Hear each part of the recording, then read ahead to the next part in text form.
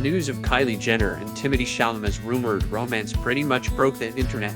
They may be one of the most unexpected couple of 2023, right up there with her big sis Kendall and Bad Bunny, but we are so here for it. Dating rumors between the two started at the beginning of April 2023 when Timothée posted a blind item saying that they are the newest celeb couple. While neither Timmy nor Kylie have confirmed or denied the relationship, a bit of evidence has come out that may just prove the rumors to be true. Here's everything we know about Kylie Jenner and Timothée Chalamet's relationship. April 17, 2023, a source confirms to it that Kylie Jenner and Timothée Chalamet are officially dating. Things just got real.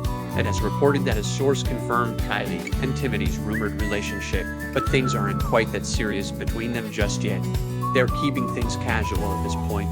It's not serious, but Kylie is enjoying hanging out with Timothy and seeing where it goes. The source said, "It's been really fun for her because it feels a lot different than her past relationships.